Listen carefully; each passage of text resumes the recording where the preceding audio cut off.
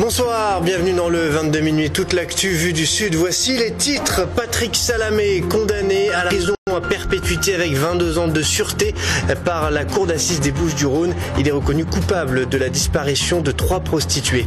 À Marseille, un homme âgé de 25 ans a été mis en examen et écroué pour vol en réunion. Il est soupçonné d'avoir commis une 50aine de cambriolages chez des particuliers.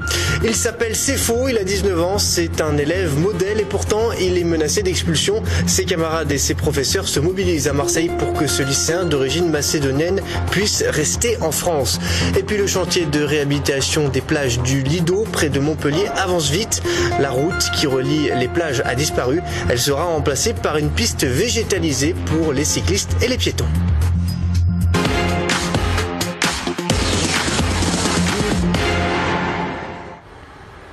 Au terme de 3 semaines de procès, le verdict est donc tombé. Patrick Salamé vient d'être condamné à la prison à perpétuité avec 22 ans de sûreté par la cour d'assises des Bouches-du-Rhône. C'était la peine réclamée ce matin par l'avocat général Gilles Rognoni. Patrick Salamé était jugé pour la disparition de 3 prostituées fin 2008 à Marseille et le viol d'une 4e.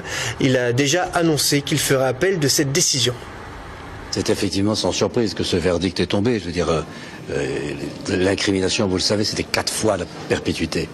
Dans les 4 crimes qui étaient envisagés et sur lesquels il a été retenu, chacun de ces crimes était perpétuité. Il y a des enfants de ces femmes, il y a la famille de ces femmes qui sont un peu partout dans le monde, enfin surtout en Ukraine ou d'autres en Algérie, et qui disent où est passée ma mère. Enfin, je veux dire, ils ne savent pas du tout où elle est, personne ne le sait, et il ne le dira, à mon avis, jamais. À Montpellier, un homme âgé de 25 ans a été mis en examen et écroué pour vol en réunion. Il est soupçonné d'avoir commis une 50aine de cambriolages chez des particuliers, toxicomane et sans domicile fixe. Il sévissait essentiellement dans les quartiers Louis Blanc et Boutonnet et signait ses méfaits avec l'inscription BP 91. Il s'agit du nom d'un club de supporters de Montpellier bien connu. À tout juste 25 ans, le procureur de la République lui reconnaît un casier judiciaire impressionnant. Écoutez. C'est une affaire qui illustre des affaires que nous avons régulièrement, une affaire qui a permis l'interpellation d'un cambrioleur auquel on impute de manière formelle 14 cambriolages et qui par ailleurs a reconnu au cours de ses auditions d'avoir commis 38 autres cambriolages. Alors ça illustre ce que nous voyons régulièrement, les élucidations d'affaires conduites par les services de police ou la gendarmerie, avec des gens qui commettent des séries très importantes, même très impressionnantes de cambriolages. Et ce voleur présumé a été interpellé vendredi suite à l'appel d'une de ses victimes qui a composé le 17. Justement, du côté de la sûreté publique, on déplore que ce numéro soit de moins en moins souvent composé par les témoins. Un moyen pourtant estimé efficace de lutter contre les crimes et les délits. Écoutez. Si on a dans une journée, j'évoquais tout à l'heure, entre 10 et 15 cambriolages, nous avons que 2 ou 3 appels 17 dans la journée, de voisins, de témoins qui nous appellent. Donc vous voyez bien avec ce calcul qu'il y a une forte déperdition. Donc moi j'encourage effectivement nos concitoyens à appeler le 17 parce qu'ils auront forcément un opérateur au bout de la ligne et puis qui leur répondra rapidement et permettra d'envoyer une patrouille sur les lieux de manière efficace et efficiente. Il s'appelle Sefo, il a 19 ans, il est en terminale au lycée Victor Hugo dans le 3e arrondissement de Marseille et c'est un excellent élève. Problème, ce Marseillais d'adoption est un Rom d'origine macédonienne. Sa demande de droit d'asile a été rejetée. Lui et sa famille sont visés par une expulsion. Aujourd'hui, ses camarades et ses professeurs se sont mobilisés pour demander sa régularisation. Reportage Marguerite Kioch. Bon élève, Sefo devrait préparer sereinement son bac. Mais alors que ses enseignants lui prédisent une mention, Sefo ne pourra peut-être pas passer l'examen dans 2 mois. Avec son petit frère et ses parents, ils sont menacés d'expulsion vers leur pays d'origine, la Macédoine. Le Macédoine, c'est pas un pays pour moi. Je l'ai su il y a très longtemps qu'en Macédoine, pour nous les Roms, il n'y a pas de futur agréable, si vous voulez. Il y a un futur, mais c'est un futur en fait dans la rue.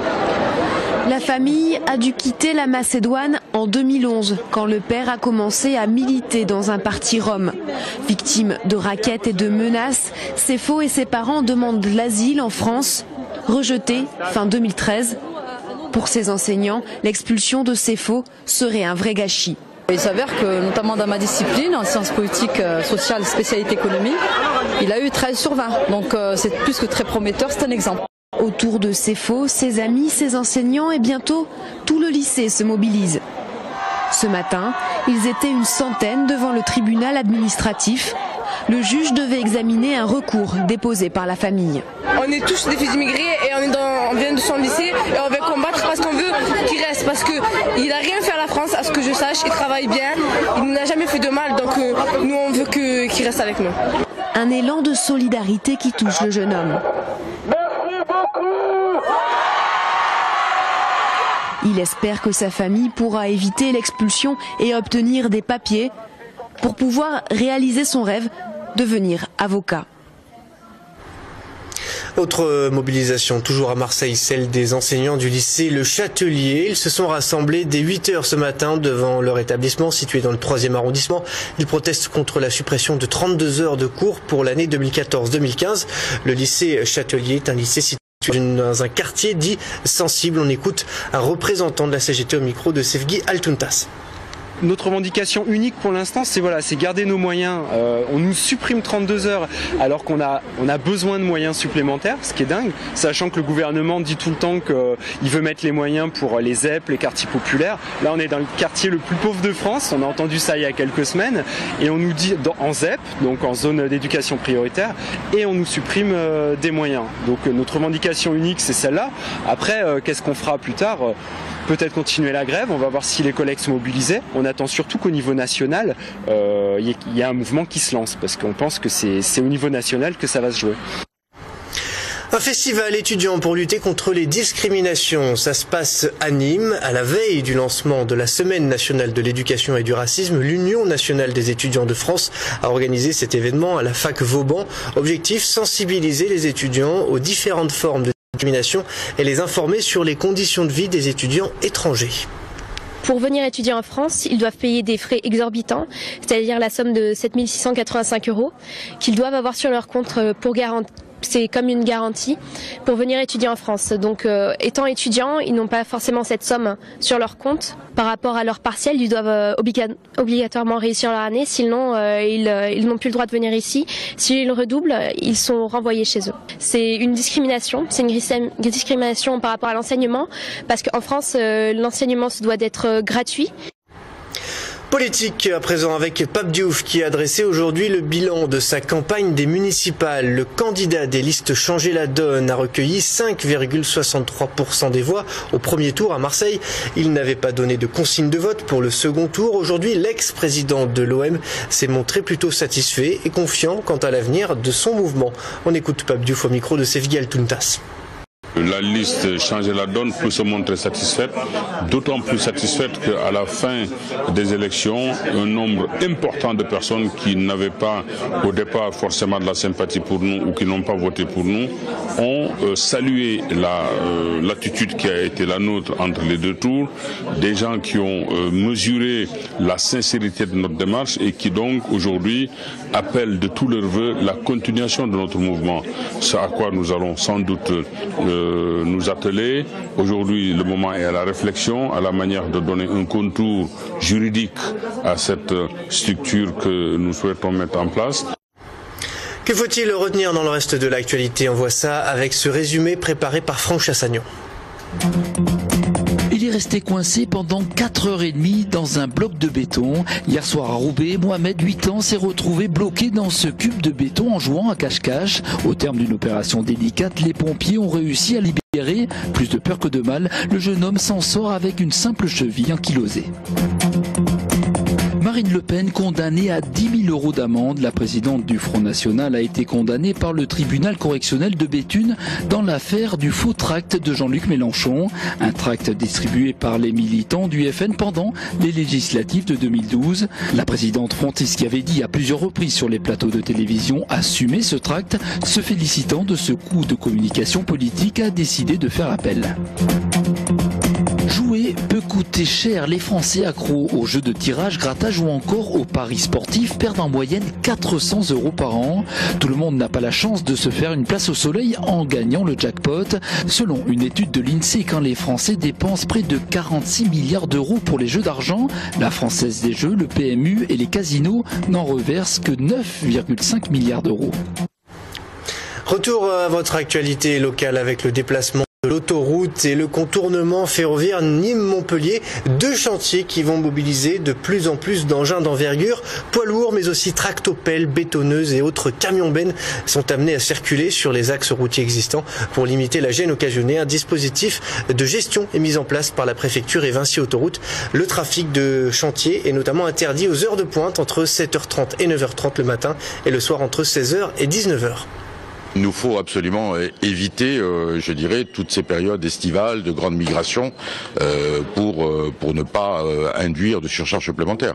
Parce que, bon voilà, de toute façon, ce serait absurde que d'envoyer des camions dans un horizon congestionné. Et 2, c'est parce que ce sont des choses qu'on a anticipées. Ça, on n'a pas découvert. Nous, en tant que gestionnaires de l'autoroute, on sait très bien quels sont les moments de l'année où il y a des grands trafics. Donc, et on a pour habitude, tout en faisant régulièrement des grands travaux, de s'organiser pour éviter ces périodes. Autre chantier à présent avec les travaux de réhabilitation des plages du Lido près de Montpellier qui ont débuté le mois dernier. La route entre les plages a été détruite et recouverte de sable. Une nouvelle voie et 700 places de stationnement sont en chantier. Reportage. Contrebas de la 4 voies, entre le Petit Travers et le Grand Travers, la nouvelle piste de 2 km 200 et les 700 places de stationnement prennent forme. Une trentaine de personnes travaillent sur ce chantier écologique. Donc il n'y aura pas de goudron de l'autre côté ? Il y aura juste un peu de goudron sur les pistes cyclables, sinon la nouvelle route sera sans goudron, juste avec les matériaux de démolition de l'ancienne route. Il y a quelques contraintes, par exemple on ne peut pas faire de feu ou d'utiliser certains produits chimiques par rapport à certaines espèces protégées qui sont dans des zones et ces zones sont délimitées par des barrières et des panneaux, un balisage bien précis et l'accès est totalement interdit. La piste cyclable à enrobé végétalisée sera séparée de la piste principale. Elle passera à travers un environnement boisé et les 22 zones humides protégées. Les piquets sont en train d'être installés pour délimiter les 9 passages qui devraient permettre d'accéder au rivage. 5 d'entre eux seront en platelage bois afin de faciliter l'accès à la plage pour les personnes à mobilité réduite. Ce chantier de 5 millions d'euros est piloté par la communauté de communes du Pays de l'Or pour le compte de l'État, de la région, du département et du Conservatoire du littoral. Côté plage privée et paillotes où l'installation bat son plein, il y a un brin d'inquiétude. On va voir quand ce sera fini comment ça va être pour la clientèle, c'est un gros point d'interrogation. La deuxième phase du chantier devrait reprendre à la fin de la saison estivale jusqu'à l'été 2015. La capacité de stationnement sera alors de 1000 places.